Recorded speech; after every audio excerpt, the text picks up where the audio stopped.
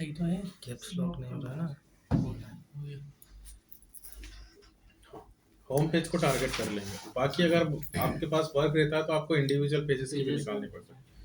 तो extension tool आप कोई भी यूज करो, आपको पॉइंट समझना है। सभी स्टार्टिंग में आपने ये लिया होगा एंड इस पर क्लिक किया। सबसे पहला पॉइंट है पेज टाइटल। किसी को डाउट हो गया? सेकंड है इनलाइन सीएसएस। इनलाइन सीएसएस होता क्या है, पहले तो ये समझना, यूआई के पॉइंट ऑफ व्यू से आपको निकालना यूजर इंटरफेस। अब यूजर इंटरफेस में जैसे अब ये वेबसाइट इसने डिजाइन किया है, डिजाइन देखने में बहुत अच्छी लग रही है, लेकिन आप देख रहे हो आप ये अलग अलग उसने इफेक्ट डाल के रखे हुए हैं इसमें। ये तो कहीं ना कहीं ये जो एलिमेंट है पेज को लोड होने में टाइम लगवाते हैं, लोडिंग स्पीड जो है वो आपकी स्लो कर देते हैं। ओके, तो ये सीएसएस का जो पार्ट है, तो सीएसएस पॉइंट ऑफ व्यू से अब वो रहता तो डेवलपर का काम है, बट कहीं ना कहीं एसईओ में वो इम्पैक्ट कर रहा है। तो हम इसकी रिपोर्ट निकालेंगे, और रिपोर्ट निकालने के लिए मैंने आपको बताया गूगल पेज या फिर एक जीटी मैट्रिक्स।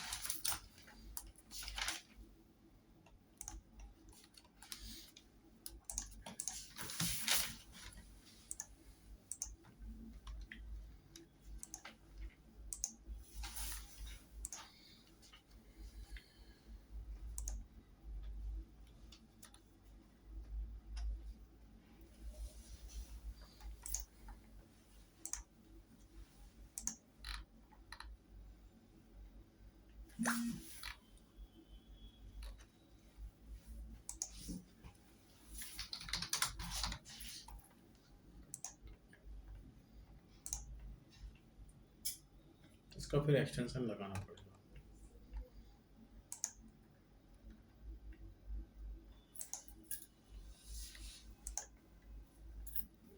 डेस्कटॉप परफॉर्मेंस के बेसिस पे आप 85 प्लस इसको रखना, और यहाँ पे आपको ये दिखा रहा है। तो अभी हम बात कर रहे हैं सीएसएस की। तो इसमें देखो, अगर ये नहीं आ रहा है ऑप्शन तो ठीक है, अच्छी रिपोर्ट है आपकी। अगर आ रहा है तो दिक्कत है, और आ रहा है तो कौन सी फाइल दिक्कत कर रही है वो बस आपको बतानी है। यहाँ से तो 2 फाइल इसमें दिक्कत कर रही है। तो अब ये काम आप नहीं कर सकते, आपका डेवलपर ही कर सकता है, बस उससे आपको रिड्यूस करवाना है। कितना % रिड्यूस करवाना है अगर आप चाहें तो वो भी कर सकते हैं यहाँ पे। तो आपको बस अपनी रिपोर्ट में फाइल्स मेंशन करनी है, दैट्स इट। उसका मतलब पता होना चाहिए, अगर कोई पूछ ले तो। कुछ काम आप कर लोगे, कुछ काम आपका डेवलपर ही करेगा, तो आपको बस उससे करवाना है वो चीजें।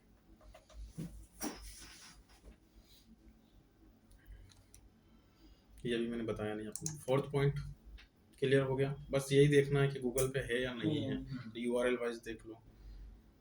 This one 5th point clear है? किसी को डाउट हो तो पूछ लेना, तो मैं यही मान के चलूंगा आपको आ गया। सर इसमें यूआरएल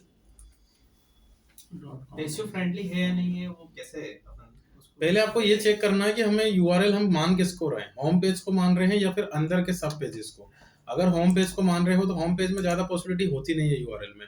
xyz.com है, वही आपका होम यूआरएल है, तो उसमें बस स्लैश लगा के सब डायरेक्टरी नहीं होना चाहिए। तो डेवलपर हमेशा या तो इंडेक्स करके बनाते हैं या फिर स्लैश होम करके बनाते हैं। तो अगर आपके होम पेज पे ये आ रहा है तो फिर आपको उसको रिपोर्ट में मेंशन करना है। नहीं आ रहा तो परफेक्ट है, मतलब अभी की कंडीशन में इसमें कोई दिक्कत नहीं है।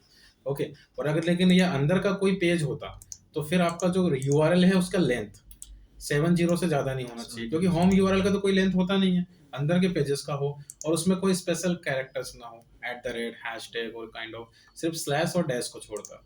तो ऐसे आपको देखना है। ठीक है, ये हो गया होगा, ये भी हो गया होगा। इसमें देख लो 9th पॉइंट में, ये अच्छा पॉइंट है। रिपोर्ट में तो ठीक है, आप बता रहे हो कि कैनोनिकल टैग यूज किया है या नहीं किया है। अब उसके पर्पस क्या है, मैंने आपको 3 पर्पस बताए थे। 3 तरीके से आप इसकी हेल्प ले सकते हो।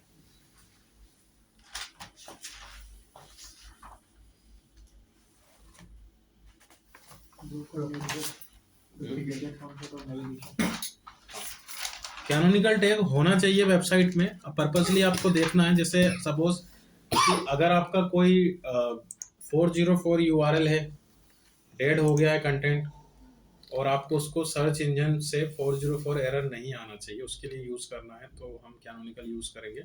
और वो मैंने आपको पूरा फॉर्मेट लिखा है, सिर्फ यूआरएल का प्लेसमेंट आपको चेंज करना है।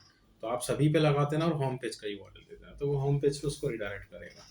और अगर आप डुप्लीकेट कंटेंट यूज कर रहे हो 2 पेजेस में, तो डुप्लीकेट 1 में लगाना है हेड सेक्शन में और यूआरएल देना है ओरिजिनल में, या जो भी डुप्लीकेट है। होम पेज जरूरी नहीं है, वो डुप्लीकेट किस पेज का है वो उस पेज का यूआरएल आपको देना है। और एक जो मेन था वो था नेविगेशन और फुटर या कोई भी कॉमन सेक्शन, तो सेम का सेम में लगा दो। तो आपको तीसरा वाला अडॉप्ट करना है।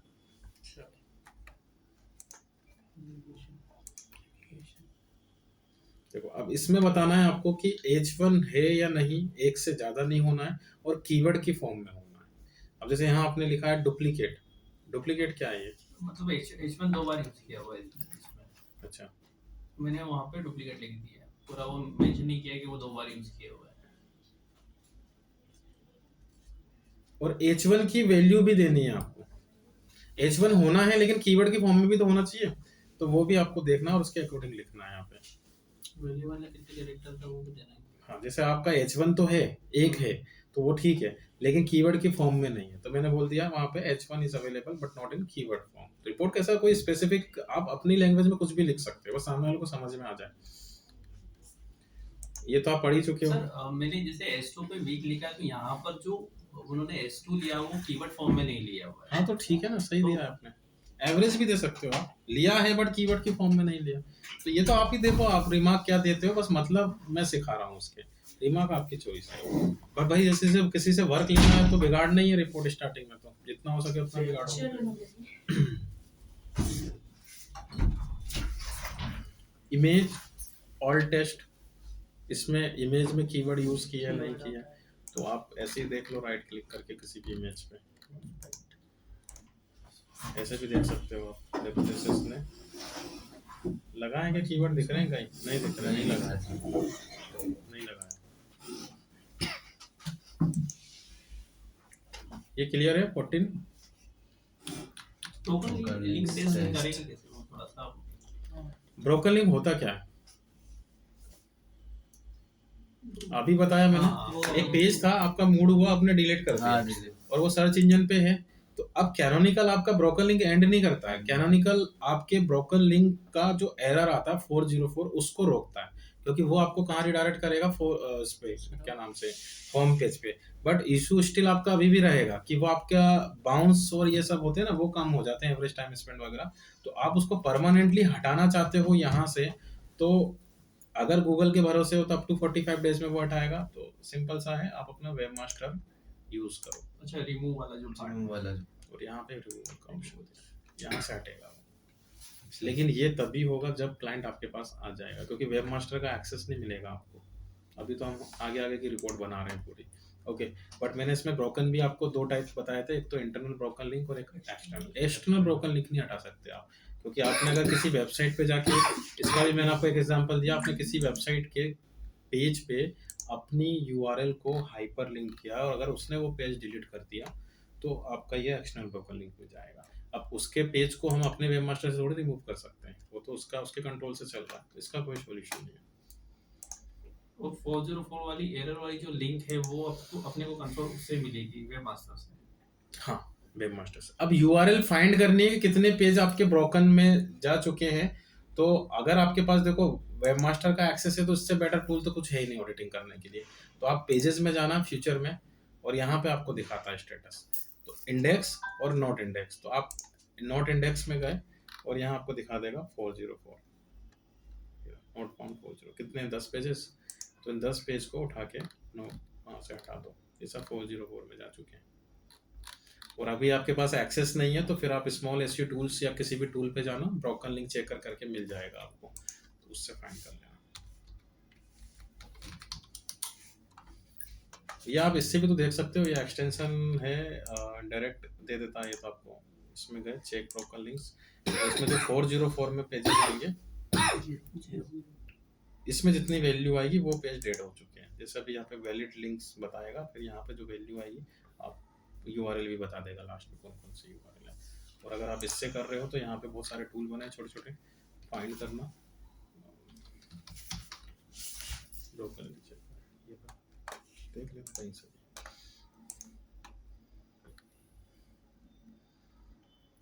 पेज साइज अभी हो गया, पीए हो गया, एंड 18 ये बता दिया था तीन ही बताए थे आखिरी। ओके, देखो अब रीडायरेक्शन टेस्ट में आपको दो चीजों का रीडायरेक्शन निकालना है। First domain redirection and second URL extension redirection. Domain redirection का मतलब ये हुआ, जैसे बहुत सारे लोग क्या करते हैं, एक डोमेन पे वर्क करते हैं, जैसे सपोज माइक्रोडिया डॉट नेट, तो मैंने पहले डॉट कॉम लिया था, बाद में फिर मैंने डॉट नेट पे कर दिया। अब होता यह है कि आपने जो डॉट कॉम लिया और डॉट नेट बाद में लिया, तो उसके बीच का जो टाइम गैप था वो कुछ 1 साल था, तो आपके जो पेजेस हैं वो तो किस में आ गए, डॉट कॉम नहीं चल रहे हैं। अब सडन आपका मूड चेंज हुआ और आपने डॉट नेट कर दिया, तो उस केस में आप हमेशा ध्यान रखना कि आपके जो पेजेस होंगे वो तो डेड हो गए। तो हमें रेगुलर मार्केट के लिए डोमेन ट्रांसफर करना पड़ता है। तो अब अगर कोई डायरेक्ट माइक्रोडिया डॉट कॉम टाइप करेगा, वो ऑटोमेटिक डॉट नेट पे ट्रांसफर कर देगा उसको, जैसे मोबाइल में फोन नंबर फॉरवर्ड हो जाता है ना, ऐसे हुआ। तो अब इसमें भी दो टाइप के रिडायरेक्शन होते हैं, 301 और 302। 301 होता है परमानेंट रिडायरेक्शन और 302 होता है टेम्परेरी रिडायरेक्शन। तो आपको 301 रिडायरेक्शन लगाना, तो उससे बेनिफिट ये रहेगा कि उसका जो बैकलिंक वगैरह है एवरीथिंग वो उस पर ट्रांसफर कर देगा। तो इस रिपोर्ट में तो अपने को सिर्फ ये चेक करना है कि वो किसी दूसरे डोमेन पे तो रिडायरेक्ट नहीं हो रहा है। अगर हो रहा है तो फिर आप उसका एसयू नहीं कर सकते, क्योंकि वो स्टेबल ही नहीं है। और दूसरा आपको देखना है आपकी यूआरएल एक्सटेंशन। जैसे बहुत सारे लोग क्या करते हैं, स्टार्टिंग में वेबसाइट स्टार्ट करते हैं विदाउट एसएसएल, जैसे अब इसी का देख लो आप, अब इसने एसएसएल नहीं लेके रखा हुआ, आपको दिख रहा है नोट सिक्योर लिखा हुआ है। तो अब इसका करंट वर्जन क्या है, HTTP विदाउट WWW। अभी इसने कर दिया, इसके पेज भी ऐसे आ रहे हैं HTTP के। अब कल इसको हुआ तो इसने SSL खरीद लिया, अब जैसे SSL खरीदेगा तो अब URL कैसे हो गई, HTTPS के साथ में। और पुराना वाला जो वर्जन है पेज तो अभी उसमें आ रहे हैं HTTP के साथ में। तो आपको क्या करना पड़ेगा, सडन वेबमास्टर में जाकर उसकी प्रॉपर्टी फिर से सबमिट करनी पड़ेगी और अब नए एक्सटेंशन के साथ करनी पड़ेगी। तो ये ध्यान रखना, कभी भी आप अपने URL एक्सटेंशन का कोई भी वर्जन चेंज करते हो तो आपको रिपीट सबमिशन करना पड़ता है। तो गूगल क्या करेगा, नेक्स्ट वन मतलब जो आपका लेटेस्ट आया है उसको पुराने वाले से ऑटोमेटिक रिप्लेस कर देता है पेजेस, बट इन सब में होने में उसको टाइम लगेगा। तो आप फिर वही ऑप्शन यूज़ कर सकते हो वेबमास्टर का रिमूवल, कि वो HTTP वाला जो वर्जन था उसको यहाँ पे जाओ रिमूवल में और पूरा की पूरा होम URL दे दो, ब्लॉक कर दो, तो वो HTTPS वाले अपने आप आ जाएंगे। तो इसमें बस यही बता रहा। अब इसकी टेस्टिंग कैसे करेंगे आप लोग, कुछ भी नहीं करना है। देखो अभी जो वर्जन है उसका अपोजिट जो वर्जन है वो फाइंड कर लो, बहुत इजी है, बस URL वाइज आपको ऑपरेशन लगाना है। तो राइट नाउ क्या वर्जन है इसका, HTTPS विदाउट WWW। तो मैं एक बार इसमें WWW लगा के देख लूंगा, आया क्या रिजल्ट, देखो आ गया, WWW से पेज आ गया, मतलब ये वर्जन भी चल रहा है इसका। और इधर मैंने एक बार एस हटा के देख लिया,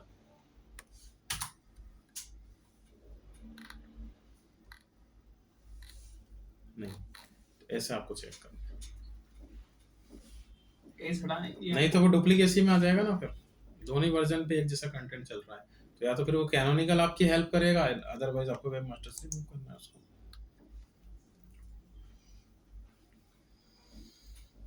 पेज साइज और HTML पेज साइज दोनों में डिफरेंस है। पेज साइज में वो कंटेंट को भी इंक्लूड करेगा, टोटल पेज साइज, और HTML पेज साइज में सिर्फ और सिर्फ कोडिंग को इंक्लूड करेगा। ये आपका एक पॉइंट को छोड़ के सारी रिपोर्ट कंप्लीट हो गई। देख लो कुछ और डाउट हो किसी को।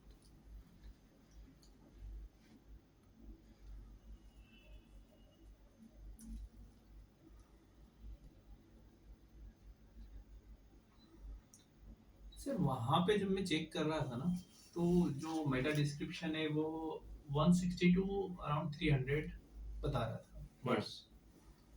वहाँ पे टूल में में डिफरेंस आ रहा है क्या? हाँ, तो थोड़ा तो कंफ्यूजन आएगा टूल में वेरिएशन आएगा, क्योंकि वो फ्रंट एंड से ही ट्रैक करते हैं, वेरिएशन आएगा, बिल्कुल आएगा, अलग अलग टूल में वेरिएशन आएगा। इतना नहीं आएगा, थोड़ा बहुत 19-20 का फर्क पड़ेगा। सर वो जो कल आपने वो जो 2 डाउनलोड करवाए थे SEO के और वो एक को, तो वो अपने को क्या हेल्प कर रहा है? ये रिपोर्ट बनाने के लिए रिपोर्ट के बनाओ, रिपोर्ट तो समझ में आएगा क्या हाँ, कल नहीं बनाया था, टाइम नहीं मिला। सेकंड वाला एक बार फिर समझाओ। सेकंड क्या, inline CSS inline CSS designing part है वेबसाइट का। आपको उसमें कुछ भी नहीं करना, बस मतलब मैंने बता दिया कि वेबसाइट का जो रिस्पॉन्सिव होता है, उसका जो यूआई होता है, उसकी रिपोर्ट अपने को निकालनी होती है। तो उसकी वजह से लोडिंग का इशू नहीं आना चाहिए। तो आपको बस करना कुछ भी नहीं, गूगल पेज स्पीड पे जाके अपना वेबसाइट को, तो वो अनयूज्ड सीएसएस करके एक ऑप्शन देगा, और इसमें सिर्फ और सिर्फ ये फाइल आपको डेवलपर से रिड्यूस करवाना है।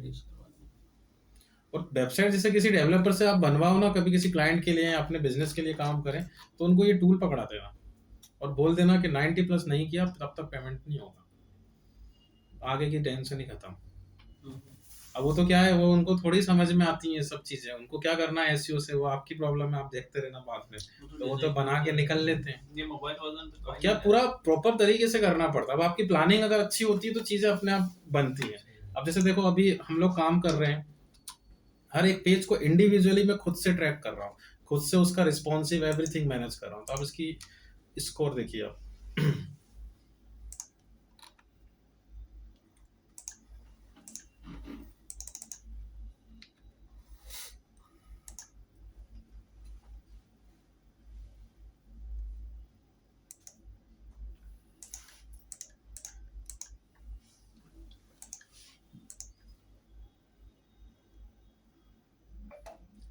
ऑफ पेज एसईओ से अगर आपको बचना है तो ऑन पेज एसईओ अपना जितना हो सकता है उतना अच्छा रखना, अदरवाइज फिर वो बैकलिंक जैसे फालतू काम आपको करने पड़ जाएंगे। ओके, तो ये ध्यान रखना।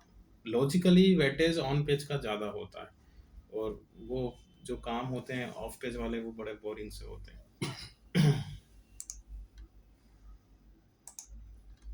इसको देखिए, 99 मोबाइल में कितना है सर? मोबाइल में कम है, 88 अरे फिर भी 88 है सर 95 एवरेज चलता है, और रिस्पॉन्सिव पर थोड़ा दिक्कत करता है। मोबाइल का। जैसे लाइट हाउस पे 92 के अप्रोक्स जा रहा ये काय का टूल है? ये सर का है ना, ये मतलब और ये PDF है। इससे ये आप अब ये क्या पूरी प्लानिंग से बनी है वेबसाइट। स्टार्टिंग में हर एक कोड, हर एक पैराग्राफ, हर एक सीएसएस एवरीथिंग पूरे टेस्टेड हुए हैं। परेशान मतलब डेवलपर परेशान हो जाते हैं मेरे अंडर जो भी काम करता है। तो आप खुद ही करते हो ना डेवलपिंग का काम? तो सर जितना हो सकता है उतना मैं करता हूँ, लेकिन मेरे को टाइम का थोड़ा सा इशू रहता है, तो यूएस में है 2 बंदे वो कर रहे हैं काम। उसमें पाइथन का एपीआई यूज हो रहा है पूरा।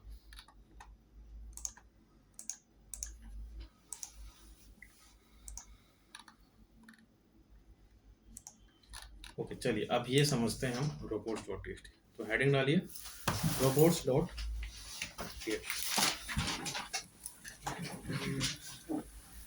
सर पहले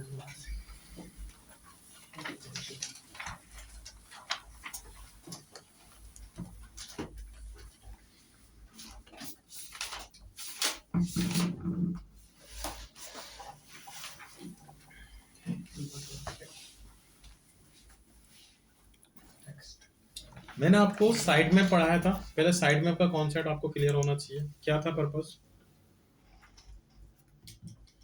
सारे पेज को एक एक पाथ बनाया था हमने। तो साइड मैप क्या थी? एक डायरेक्टरी थी जो आपकी किस तरीके से हेल्प कर रही थी, एक पाथ बना रही थी जिससे कि गूगल को सभी पेजेस एक जगह मिल जाए। तो उसके लिए हमने थोड़ा सा सिंप्लीफिकेशन कर दिया था कि वो सिर्फ और सिर्फ आपके पाथ के साथ कांटेक्ट में रहेगा। ठीक है, फिर मैंने आपको स्टेप बताई थी वेबमास्टर की काम करने की, फेचिंग, क्रॉलिंग और इंडेक्सिंग। फेचिंग का मतलब होता है कि वो आपने वेबसाइट को गूगल के डेटाबेस पे सबमिट किया। क्रॉलिंग मतलब कि वो आपके अब पेजेस को उठा उठा के डाउनलोड करेगा अपने सर्वर पे, और जैसे ही वो सक्सेसफुली डाउनलोड हो जाएगा तो वो उनको सर्च इंजन पे दिखा देगा, है ना। तो सर्च इंजन पे अगर आपका कोई पेज दिख रहा है दैट मीन्स कि वो इंडेक्स हो चुका है। तो यहाँ पे दिखाने का काम होता है robots.txt का।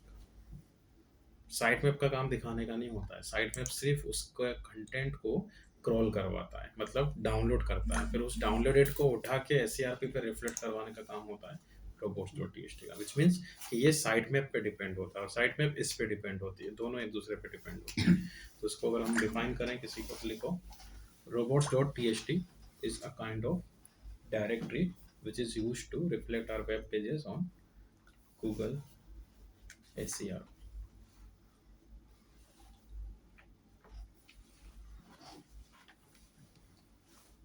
दोबारा बोला sir.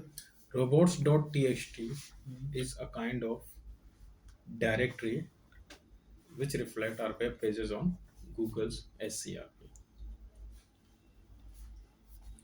Which one reflect our web pages on Google's SCRP?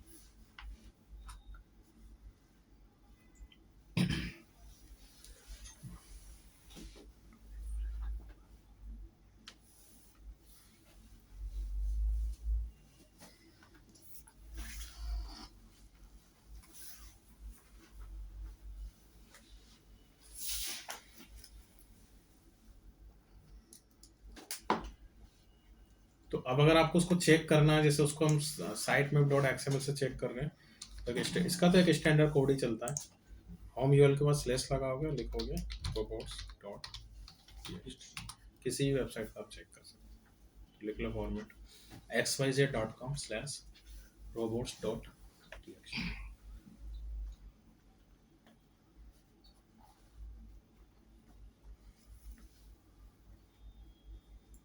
ये भी पाथ जैसा ही बना हुआ है क्या सर? हाँ, ये पाथ ही है, ये भी इसमें भी path पाथ ही रहेगा पूरा। तो इस पाथ पे आप अपना रोबोट्स चेक कर सकते हो कि कैसे वो वर्क कर रहा है। अब इसको समझना, देखो इसका काम है वेब पेजेस को सर्च इंजन पे लाना, तो अब ये ही रोक सकता है। तो अगर मुझे किसी फाइल को नहीं लाना है तो मैं रोबोट्स फाइल का यूज करूंगा। जैसे मैंने आपको समझाया था कि मुझे किसी सिंगल पेज को हाइड करना है सर्च इंजन से, तो हमने क्या यूज किया था, नो इंडेक्स। या तो कोड में नो इंडेक्स लिख दो मेटा डिस्क्रिप्शन की जगह 150 वैल्यू की जगह, या फिर आप वो जो योस्ट प्लगइन यूज कर रहे हो उसमें भी ऑप्शन। लेकिन अब मुझे फाइल को हाइड करना है जिसमें बहुत सारे पेजेस हैं, तो फिर नो इंडेक्स वर्क नहीं करेगा, वो इंडिविजुअल पेज के लिए वर्क, तो फिर robots.txt। तो फेसबुक यहाँ पे देखो यही कर रहा है, यूजर एजेंट और आपके सर्च इंजन का बोट। तो जितने भी सर्च इंजन होते हैं उनके सबके बोट होते हैं। बोट मतलब उनका सॉफ्टवेयर जो ये सब काम आपको करके दे रहा है। तो उसने क्या किया, देखो हर एक बोट के लिए काम मतलब कमांड लगा के रखी हुई है। तो सबसे पहले उसने एप्पल बोट के लिए लगा दिया, तो एप्पल बोट में से इन फाइल्स को उसने डिसअलाउ कर दिया। मतलब इस पर्टिकुलर सर्च इंजन पे ये फाइल्स या इनके अंदर जो भी पेजेस हैं वो इस सर्च इंजन पे नहीं आएंगे। इधर वाले सर्च इंजन पे इसमें डिसअलाउ लगा दिया, इसमें डिसअलाउ लगा दिया। आ रहा समझ में? तो ये एक स्टैंडर्ड फॉर्मेट आपको बस इसका याद रखना है।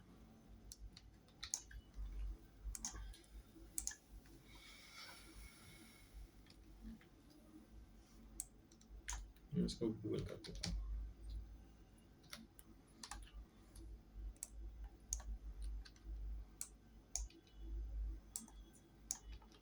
ये लिख लो।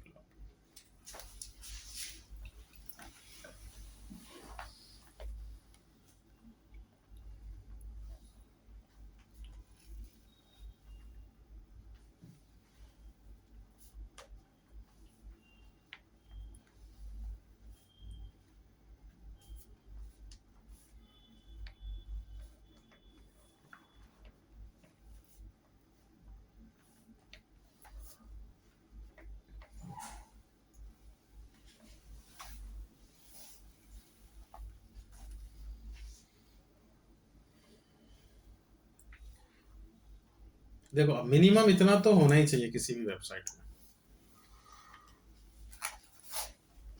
और अगर आपको कुछ डिसअलाउ करना है तो फिर ये आपका लगेगा। जैसे अब फेसबुक ने कुछ फाइल को डिसअलाउ किया है तो बाकी बाय डिफॉल्ट अलाउ हो गई, तो अलाउ ऑप्शनल है यहाँ पे। अगर लगता है तो आप लगाओ, अदरवाइज जिनको हटाना उनको हटाओ, तो बाकी सब अपने आप ही रहेंगे। ओके, तो अब कैसे करना, देखो अब आपको पहले तो वो फाइल पता होना चाहिए। फाइल बिल्कुल प्रॉपर देखना, गलत फाइल कर दी आपने तो उड़ जाएंगे पेज आपके। जैसे सपोज आपका जो वर्डप्रेस है, आप लोगों ने नोटिस किया होगा वर्डप्रेस के अंदर से हम लोग लॉगिन कैसे करते हैं, /wp-admin। अब ये पूरा कॉन्फिडेंशियल एरिया है कि आप wp-admin से लॉगिन करते हो, हर किसी को पता है wp-admin इसका पाथ है। तो इसमें ये एक URL है, आप लॉगिन करोगे उसकी URL है, आप रजिस्टर करोगे उसकी URL है, आप लॉस्ट पासवर्ड करोगे उसकी URL है, ऐसे करके 100 से ज़्यादा पेजेस बन जाएंगे। ओके, तो मैं ये चाह रहा हूँ कि wp-admin नाम की जो डायरेक्टरी है उसको ही हटा दो, तो उसके अंदर जितने भी लॉस्ट वॉस्ट जितने भी पेजेस है सब हट जाएंगे अपने आप। तो उसको मैं सर्च इंजन से हटा रहा हूँ। डायरेक्टली आप एक्सेस कर सकते हो URL वाइज, लेकिन उसको सर्च इंजन से नहीं सर्च कर पाओगे आप उसके पाथ को। ओके, तो उसके लिए आपको वो डायरेक्टरी पता होना चाहिए, और डायरेक्टरी आपकी हमेशा कहाँ होती है, आपकी होस्टिंग के फाइल मैनेजर में। और होस्टिंग का फाइल मैनेजर मैंने आपको एक्सेस करना सिखाया /cpanel, यहाँ से भी आपने होस्टिंग ली। और आप लोग अभी किस पे काम कर रहे हो, इन्फिनिटी में आपको मिल रहा है एक्सेस, तो आप लोग वहां से करना। तो प्रोसेस आपको वही फॉलो करना जो मैंने आपको साइट मैप पे बताई थी।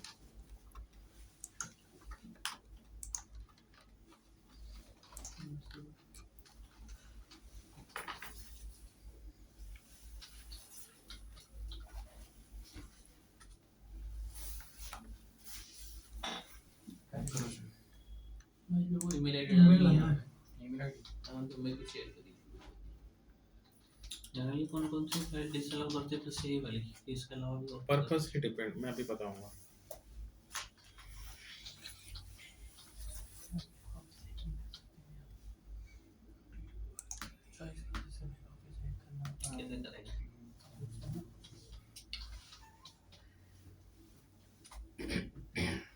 कैसे करेंगे? नींद आ रही है? नहीं सर। कुछ बड़ा आगे, कुछ बड़ा आगे काम। हाँ सर, बाबू की तबीयत बहुत ज्यादा खराब थी। ध्यान रखिए, अभी क्या मौसम ऐसे ही चल रहा है, बच्चे में बड़ी दिक्कत रहती है, इसलिए मैंने शादी नहीं किया अभी तक। अपना काम देखे कि उनको हॉस्पिटल लेके जाए, करियर की बहुत लग जाती होता है ना ऐसा। और वो ऐसी चीज है कि अपन पीछे भी नहीं हट सकते। है सर। तो इधर हम भी नहीं करें। नहीं करो यार, लेकिन सबके अच्छा अपने होगा। अपने थॉट्स हैं, लेकिन एक बार आपके गोल्स एटलीस्ट कंप्लीट हो जाए, मेरा ये मानना है। क्योंकि ये मेरा एक्सपीरियंस है कि शादी होने के बाद बिजनेस स्टार्टअप के लिए बहुत चैलेंजिंग होता है। लेकिन किस्मत भी तो होती है ना, ये तो हाँ? है ना, किस्मत भी तो मतलब लक भी तो बढ़ता है में ना। भी यही जगह लक मतलब किस्मत चेंज जाती है। ऐसा कुछ नहीं। अरे सबके अभी अपने अपने इनका थॉट्स ही हैं। देखो, करके तो देखो आप, मजा आ जाएगा।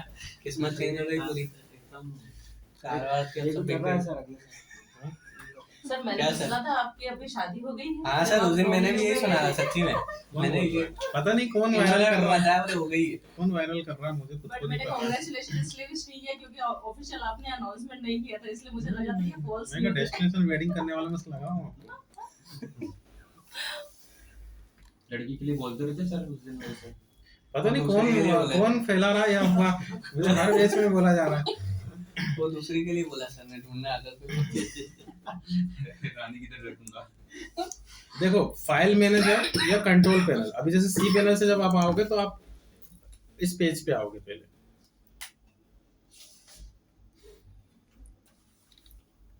ऑनलाइन फाइल मैनेजर, इस पे क्लिक करना। फिर मैंने आपको 3 पॉसिबिलिटी बताई थी, www, public_html या फिर htdocs। अब यहाँ htdocs का कॉन्सेप्ट है, तो आप इस पे क्लिक करोगे और यहाँ से आपको फाइल्स अपनी दिख रही। फाइल्स एक्चुअली इससे पहले ही आपको दिख जाएगी, इसमें बहुत लिमिटेड एक्सेस दे रहा है ये बनी नहीं है, शायद इंस्टॉल नहीं है ये वेबसाइट, हाँ ये वाली Submit नीचे इसलिए वाली नहीं आ रहा है इसमें। वो 99 फोकल करके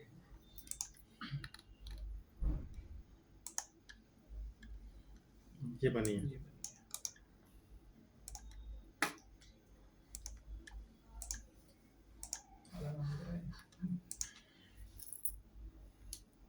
तू डायरेक्ट आपने लिंक सेंड कर दी थी ना, डायरेक्ट डैशबोर्ड पे पहुंच गया। पीपी तो बोलता है। हाँ ये बनी है htdocs, देख रहे हो, WP admin। तो फाइल जैसा एज इट इज नाम है, वही की वही नेम आपको कॉपी करना है। यहाँ पे आप चाहो तो रीनेम करके कॉपी कर लो, और इसको हम यहाँ पे मेंशन करते हैं। अब इसके अंदर जितनी भी डायरेक्टरीज है, जितने भी पेजेस है, सब ब्लॉक करेगा वो। अब कंडीशन आपको लगानी है, जैसे अब हो सकता है ना कि मुझे WP admin को ब्लॉक नहीं करना है, उसके अंदर एक सब डायरेक्टरी है नेटवर्क नाम की, उसको ब्लॉक करना है।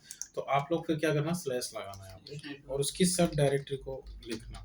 तो वो इसको नहीं, इसके अंदर इसको ब्लॉक करेगा, तो जो लास्ट वन होगा वो ब्लॉक होगा। या उसकी भी कोई सब डायरेक्टरी तो फिर से स्लैश लगा के लिख दिया। या फिर आपको ऐसे देखना है इसमें कि अलाउ यूज करना है नहीं करना, वो भी लॉजिक पे डिपेंड करता है कि मुझे मेजर पार्ट हटाना है और उसमें से कुछ पार्ट दिखाना है। जैसे मुझे पूरा WP admin हटाना है लेकिन उसमें से नेटवर्क को अलाउ रखना है, ये भी तो हो सकता है कंडीशन। तो अब आप इसका यूज करोगे, डायरेक्ट नेटवर्क लिखना, आपको WP admin लिखने की जरूरत नहीं क्योंकि वो यहाँ काउंट हो गया। ओके, तो WP admin लिखा और नीचे मैंने नेटवर्क को उसमें से अलाउ कर दिया। तो फेसबुक ने यही कंडीशन लगाई है कि उसने इतनी फाइल्स को डिसअलाउ कर दिया, तो बाकी ऑटोमेटिक अलाउ में ही है। तो आपको तो बस एक लाइन याद रखना, यूजर एजेंट क्या है, यहाँ पे कॉलर है जो गूगल के बोट को कॉल कर रहा है कि भाई इसमें से ये हटा दो और इसको ला दो, मतलब इसको रखो, इसमें से इसको सबको हटा दो। Google कितने के साथ- लगाने हैं आप लगाते जाओ। गूगल के साथ इंजन से हट जाए। हाँ, सिर्फ गूगल के लिए वर्क कर रहा है। तो फेसबुक ने क्या किया, सभी सर्च इंजन के बोट को कमांड दे दी और हर बार उसने यूजर एजेंट ही लगाया। तो यूजर एजेंट क्या है, यहाँ पे कॉलर है जो कॉल कर रहा है उसके बोट को कि इन पेजेस को या इन फाइल्स को हटा दो। आप डिसअलाउ कर दोगे तो वो हटा देगा, अदरवाइज वो सबको अलाउ ही रखेगा। अब इन्होंने क्वेश्चन किया कि अपने को कैसे पता लगेगा किसको करना है किसको नहीं करना, तो अब ये आपकी वेबसाइट पे डिपेंड करता है। जैसे अगर आपकी कोई ई कॉमर्स वेबसाइट है तो आप उसमें से मेनली किसको हटाओगे, कार्ट को। रिस्की क्या है अपने लिए, या बड़ी फाइल्स क्या है। देखो अब हटाने के दो रीजन होते हैं कभी भी सर्च इंजन पे। एक तो मुझे सर्च इंजन के क्रॉलर को फोकस रखना है। जैसे अब आपकी वेबसाइट मैंने बताया था 100 प्रोडक्ट है, तो 100 यूआरएल्स ऐसी हैं जो आपको गूगल पे लानी है 100 प्रोडक्ट की। अब कार्ट में ही अगर आप जाओगे तो कार्ट खुद ही अपने आप में 50 यूआरएल और बना देगा, तो वो तो इसको भी क्रॉल करेगा, तो अननेसेसरी उसके एफर्ट्स लग रहे हैं। या सेकंड के इसमें जो पाथ होते हैं वो किसी हैकर के हाथ लग गए तो वो आपकी वेबसाइट को हैक कर सकता है। तो ये दो रीजन हो गए हटाने के, तो इसमें हम हटा सकते हैं बड़ी वेबसाइट में। अब सर्विस वेबसाइट में पॉसिबिलिटी नहीं बन पाती है क्योंकि गिनती के 5-6 तो पेज है उनके, अब क्या ही हटाओगे आप उसके अंदर। अब जैसे स्टैटिक वेबसाइट है, अब इसमें कुछ हटाने जैसा है ही नहीं, तो उसको तो जाने दो, अलाउ रख दो पूरा। ओके, अब जैसे इसने मेहनत की है कि हर सर्च इंजन पे अलग अलग किया, तो आप लोग ध्यान रखना कि अगर आपको सभी सर्च इंजन से अलग अलग फाइल हटानी है तो आप ऐसे कर सकते हो कि आप उसका नाम लिखो और ऐसे करो। लेकिन आपको सभी सर्च इंजन से एक ही फाइल हटानी है, आपको ज़्यादा दिमाग नहीं लगाना है, एक ही फाइल सभी सर्च इंजन से हटाना है, तो आप नाम भी मत लिखना, उसकी जगह स्ट्रिंग या स्टार लगा, कॉमन टू ऑल। तो ये अब दुनिया भर के सर्च इंजन के लिए सभी के लिए कॉमन हो जाएगा। लिख लो उसको।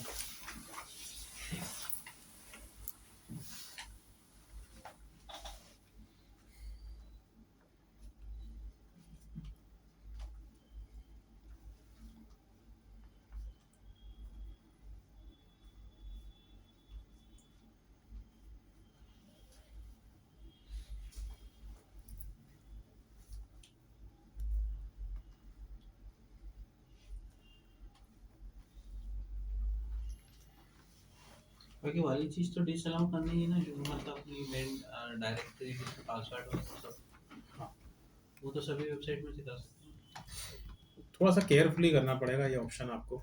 और वर्डप्रेस में देखो, वर्डप्रेस में तो वो WP एडमिन पहले से ही डिसअलाउ करके देता है बाय डिफॉल्ट, आपको कुछ भी करने की जरूरत नहीं।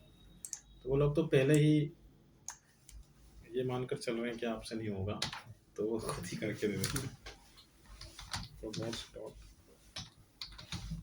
प्लगइन करता है सर या डिफॉल्ट रहता है इसमें, Default। देखो ये डिफॉल्ट देता है और वही कंडीशन लगाई है उसने भी। अब बताओ ये इसमें क्या कंडीशन लग रही है। एडमिन अलाउ कर रहा है और उसके अंदर की अजय PHP ये डिफॉल्ट है, सभी में सेम ही आएगा। तो उसने क्या किया, WP एडमिन को डिसअलाउ किया है, लेकिन WP एडमिन से एडमिन वाले एक्सेस को उसने अलाउ कर दिया, एडमिन वाली फाइल को। सर लेकिन अगर यूआरएल से हमको इसको लॉगिन करना है तो /w पे एडमिन लिखेंगे तो वो हो जाएगा? वो हो जाएगा ना, सर्च इंजन से ब्लॉक कर रहे हैं हम तो बस। उसके अंदर के जो यूआरएल है वो सर्च इंजन पे सर्च नहीं होगी, यूआरएल तो वर्क करेंगे। ओके, इसको बनाने के बाद इसी नाम से अपडेट करना आप इसको, robots.txt, ये ध्यान रखना, नाम यही रखना है आपको, robots.txt। और फिर उसको अपनी मेन डायरेक्टरी, रूट डायरेक्टरी पे अपलोड कर देना। तो जैसे लास्ट टाइम आपने साइट में अपलोड किया था /cpanel, फिर फाइल मेजर पे क्लिक किया, फिर www या पब्लिक अंडरस्कोर HTML या htdocs पे क्लिक किया, और उसके बाद आपको ये ऑप्शन आ गया था अपलोड करने का। और अब आपको रूट डायरेक्टरी पे हो या नहीं उसकी भी मैंने हिंट दी थी, इंडेक्स या होम पेज यहाँ पे हो, और नीचे आपको अपलोड का ऑप्शन दिया है, यहाँ से अपलोड फाइल और उसको अपलोड कर दो।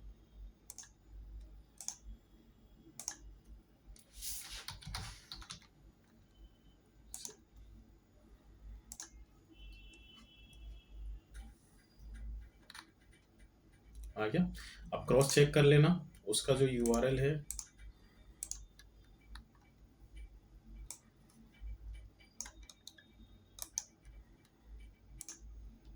उसके बाद /robots.txt, तो वो फाइल यहाँ पे आ जाएगी, अभी जो हमने बनाई थी वो आ गई। एडिशनली आप ये भी कर सकते हो, देखो उसने ये साइट मैप लिखा है और साइट मैप का जो पाथ था वो मेंशन कर दिया है यहाँ पे। तो अगर आप अपने रोबोट्स को साइट मैप का भी पाथ दोगे तो और सिंप्लीफाई हो जाएगा कि वो यहीं से आपका पूरा इंडेक्स बना देगा। तो आप चाहो तो इसका भी ध्यान रखना, आपको सिर्फ यहाँ साइट मैप लिखना है और उसके आगे उसका जो पाथ था वो मेंशन कर देना, तो दोनों कनेक्ट हो जाएंगे एक दूसरे से। तो आपका असाइनमेंट है जिसका आपने साइट में बनाया था उसी के ही उसी वेबसाइट का आपको रोबोट्स फाइल अपलोड करने हैं इन्फिनिटी के रूप में।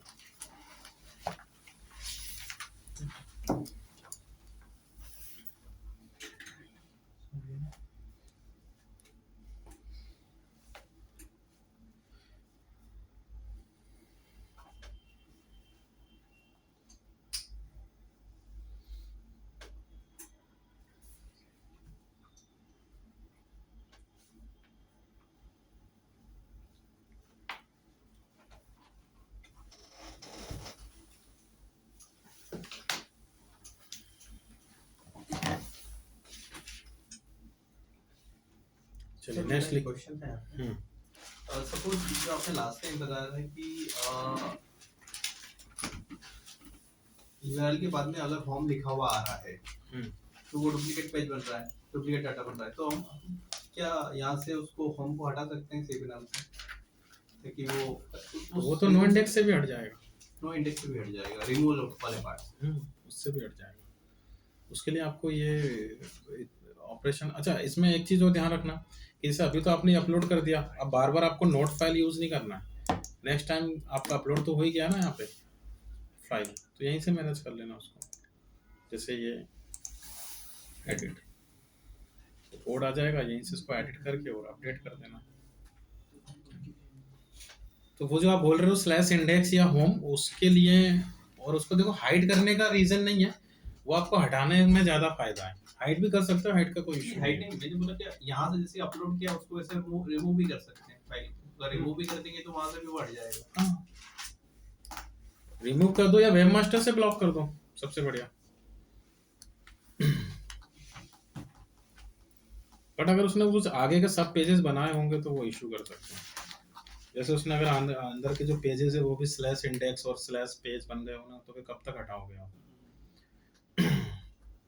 तो यार तो वो वेब मास्टर से ही उसको रिमूव कर दें, उसको वेबमास्टर से रिमूव कर सकते हो।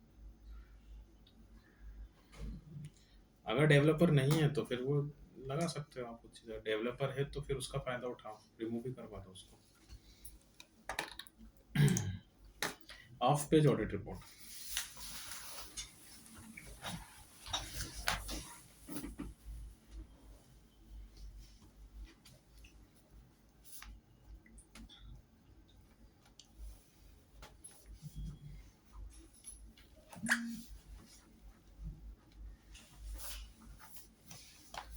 देखो ऑन पेज में हम लोग कंटेंट से रिलेटेड वो करते हैं वर्क। अच्छा, ऑन पेज का भी मैंने एक पार्ट आपको बताया था, टेक्निकल इश्यू। तो अब इसमें से क्या टेक्निकल है क्या ऑन पेज है, कौन बताएगा? कौन सा पॉइंट टेक्निकल इश्यू का है, कौन सा पॉइंट इसमें से ऑन पेज इश्यू का है? ऑन पेज का एक पार्ट बताया था मैंने आपको टेक्निकल इश्यू, और ऑफ पेज में मैंने दो पार्ट बताया था आपको, black head and white head.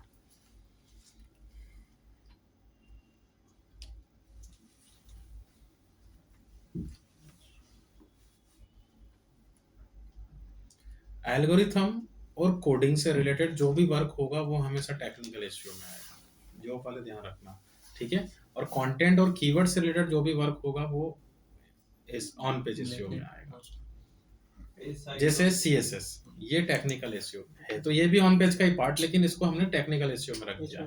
robots.txt ये भी टेक्निकल में जाएगा, ये नहीं जाएगा, ये भी टेक्निकल में जाएगा, एंड कैनोनिकल भी टेक्निकल में जाएगा, ये नहीं जाएगा, ये भी नहीं रहेगा। साइट मैप टेक्निकल में जाएगा क्योंकि एल्गोरिथम से रिलेटेड है, ये भी नहीं जाएगा। ब्रोकन लिंक्स भी नहीं जाएगा, फेव आइकन भी नहीं जाएगा। इधर से रीडायरेक्शन टेक्निकल में जाएंगे। तो एल्गोरिथम और कोडिंग से रिलेटेड जो भी रहेगा सब टेक्निकल।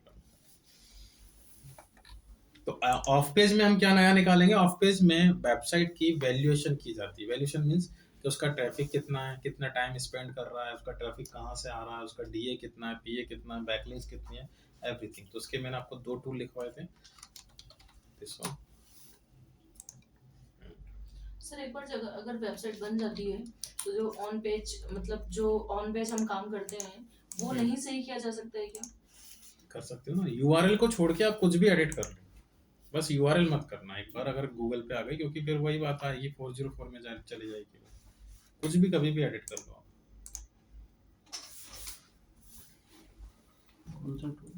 और ऑफ पेज एसईओ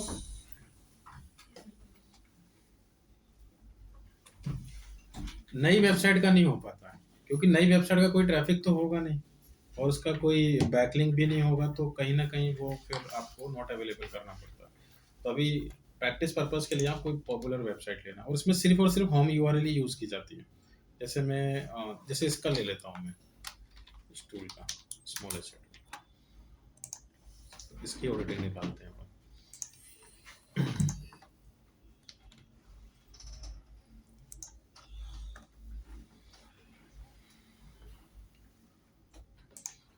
उधर से कर रहे हो तो डोमेन ओवरव्यू पे जाना, ग्लोबली चेक करना है या फिर स्पेसिफिक कंट्री में, तो ये आप देख लेना।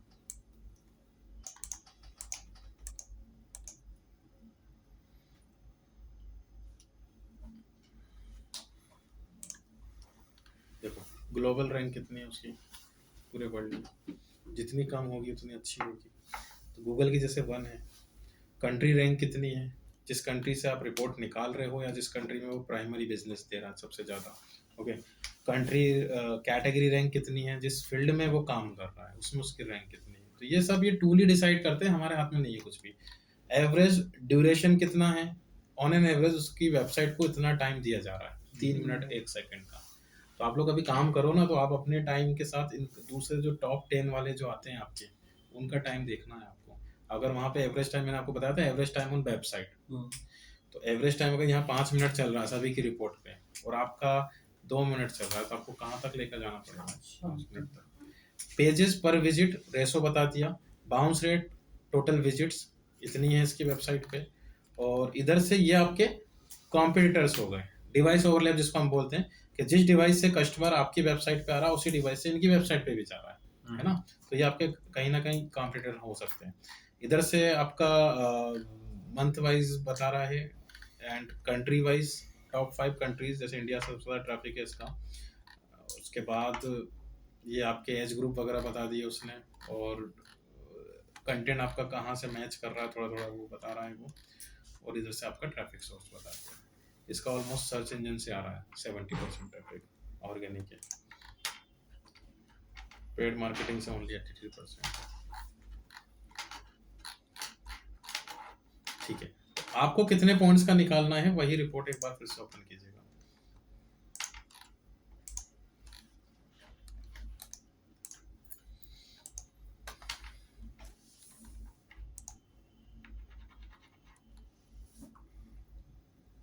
Of pages, global site rank copy paste ही करना है, ये भी कर लोगे आप, ये भी कर लोगे। टाइम स्पेंड भी बताया, टॉप 5 कॉम्पिटिटर्स वो भी दिया था वहाँ पे, टॉप 5 सर्चिंग भी था, ट्रैफिक सोर्स भी था, ऑर्गेनिक कीवर्ड। ऑर्गेनिक कीवर्ड इसमें नहीं है, वो आपको कुछ चीज़ें यहाँ मिल जाएंगी। तो यहाँ देखिए ऑर्गेनिक कीवर्ड आ रहे हैं इसके top 5 organic keyword. Paid tool है, सिर्फ इतने रिजल्ट फ्री में दे रहा है, बाकी अगर आप अपग्रेड कर लोगे तो और ज़्यादा रिजल्ट दे देगा। बाकी आप समझने के लिए ठीक है, आप प्रॉपर वर्क कर लोगे। ये जिस पे उसने कोई पीपीसी रन की हो कीवर्ड को कैम पर। अब बैकलिंक का देखो यहाँ पे, number of backlink, number of root domain backlink और number of sub domain backlink. Sub domain क्या होता है वो भी मैंने आपको बताया था। तो बैकलिंक और लिंक्स में मैंने आपको डिफरेंस बताया कि बैकलिंक होती है नंबर ऑफ डोमेन और लिंक्स मतलब होता है नंबर ऑफ पेजेस। तो अब ये जो टूल हुए ये आपको देखो यहाँ पे जो रिपोर्ट देते हैं, जैसे इसको देखिए, तो ये कितना बता रहा है, 2.8 मिलियंस बैकलिंक बता रहा है, बट 2.8 मिलियंस डोमेन नहीं हो सकते इतने। तो ये लिंक्स बता रहा है, मतलब रिपोर्ट जो हमने पढ़ा उसके अकॉर्डिंग ये नहीं कर रहा है। तो ठीक है, इग्नोर कर देंगे अपन, लेकिन आप लोग ध्यान रखना कि बैकलिंक मतलब डोमेन होता है और लिंक्स मतलब नंबर ऑफ पेजेस होते हैं। वेबमास्टर जो बताता है वो एक्चुअल रिपोर्ट बताता है। सी, अगर आपके पास एक्सेस है तो आप यहाँ से भी देख सकते हो, ये बिल्कुल ओरिजिनल दिखाएगा आपके, जो जेन्युइन है वही आएंगी। एक्सटर्नल लिंक्स और इंटरनल लिंक्स। इंटरनल आपको पता है, आप अपने पेजेस को हाइपर लिंक करते हो। एक्सटर्नल अगर आपने दूसरे डोमेन से किया और कौन सा पेज किया है, तो नीचे देखो ये दिखा रहा है आपके, जो आपको बैकलिंक मिल जाती है किसी डोमेन से। तो मोर पे मैंने क्लिक किया तो एक्चुअल इसको 11 है, 11 डोमेन से इसको बैकलिंक मिली है। रेडिट भी देखो आपने सबमिशन किया था, लेकिन कितने पेजेस से मिली है, 3। तो टोटल लिंक्स कितनी मिली है, 20। तो लिंक्स 20 हो गई और बैकलिंक 11 हो गई। और ये आपको रिपोर्ट दे रहा है number of links. Number of backlink आप स्मॉल एसईओ टूल पर जाना, वहां से चेक करना, आपको मिल जाएंगे।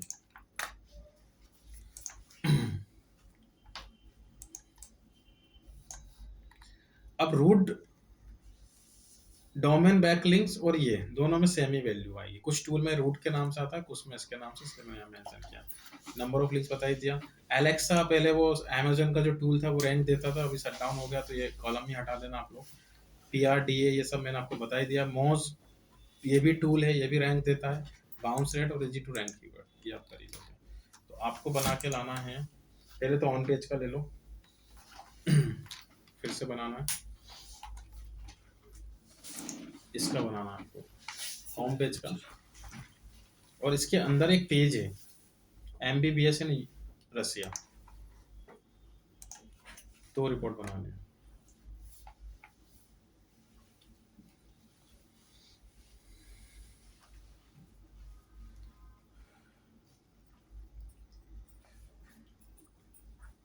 ऑन पेज जी, 2 रिपोर्ट बनेंगी, और एक कहाँ गया वो?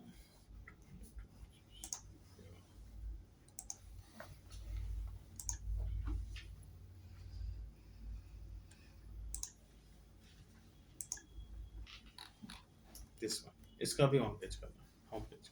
ट्रिपल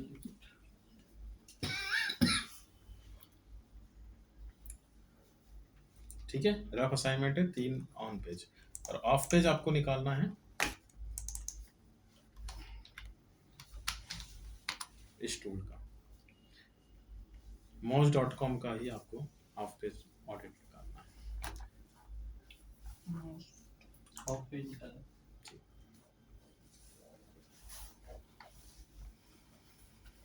एंड सेकंड एक इस टूल का निकालना है, स्पन।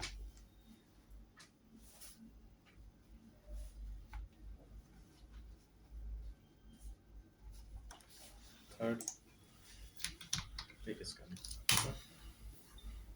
कर लो, आपकी प्रैक्टिस अच्छी हो जाएगी, क्योंकि दोनों ऑडिट रिपोर्ट पर काम किए हैं, एंड स्पेशली ऑन पेज पर अच्छे से करना। ऑन पेज की 2 दिन 3 दिए, एक MBBS इन रशिया, एक ट्रिपल। उसका होम पेज भी दिया, उसका एक पर्टिकुलर पेज दिया है MBBS in कंट्री में रशिया। रशिया, और उधर से आपका ट्रिपल वाला जो वेबसाइट है उसका ये on होम page पेज का दिया। नाम। तो 3 ऑन पेज की और 3 ऑफ पेज की।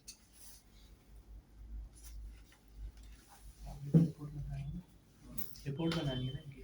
रफ रिपोर्ट बनानी, आपकी प्रैक्टिस अच्छी हो जाएगी।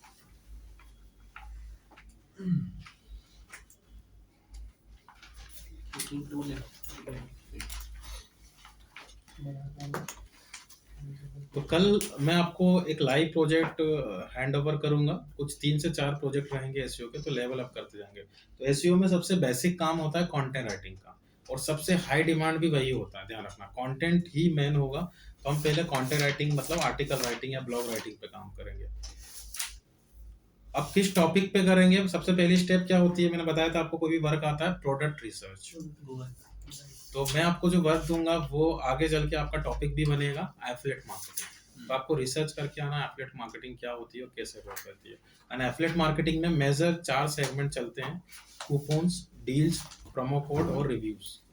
इसके ऊपर भी रिसर्च कर लेना, प्रोडक्ट रिसर्च करके आना। फिर कल मैं आपको कीवर्ड रिसर्च दूंगा, स्टेप बाय स्टेप करेंगे। अब फाइनल रिपोर्ट बनेगा आप लोगों का। Coupons, deal, promo code, offers लिखो, discount and reviews. Mainly affiliate marketing में ये ट्रेंड में चलते हैं। एफिलिएट मार्केटिंग क्या होता है और एफिलिएट मार्केटिंग करने के मेजर मैंने आपको प्लेटफॉर्म बता दिया, coupons, deals, promo code, offers, discount and reviews. Sir तो उसमें माइक्रो एडिट में क्या तो वही होगा। हाँ भाई, आपका तो होगा ना, वही रिपीट कर लेना। हाँ, उसको अगर कंप्लीट नहीं हुआ तो वो कंप्लीट कर लेना। वो कंप्लीट है सर, नेक्स्ट करूंगी जो है। ठीक, बस 8 बार करो, 8 बार।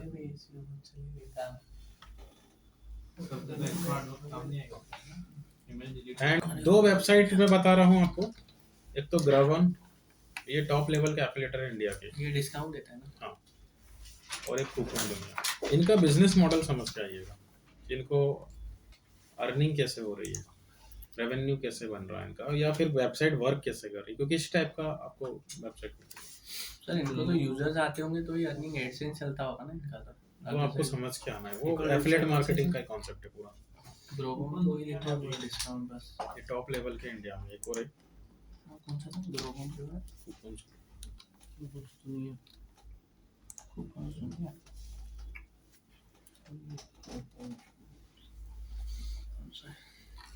सर मूवी की भी टिकट की कूपन देता है सारे। सभी हैं।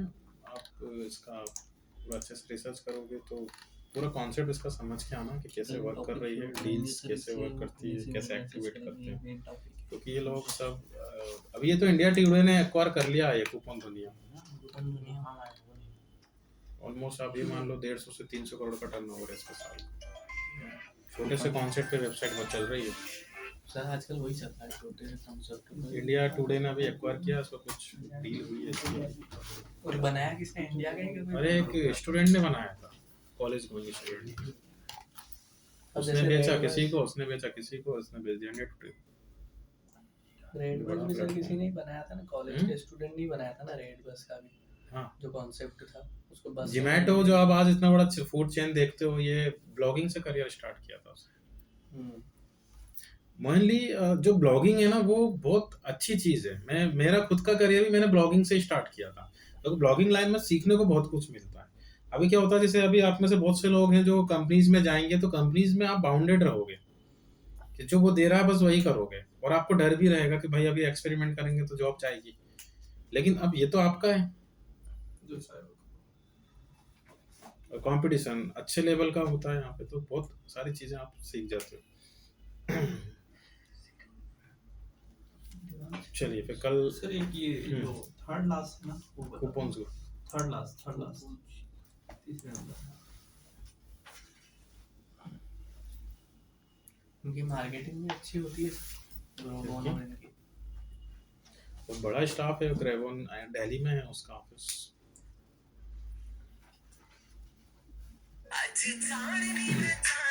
ठीक है, तो कल आइए हेलो, और 1-2 दिन में अपन हाँ भैया गूगल एड से स्टार्ट कर देंगे।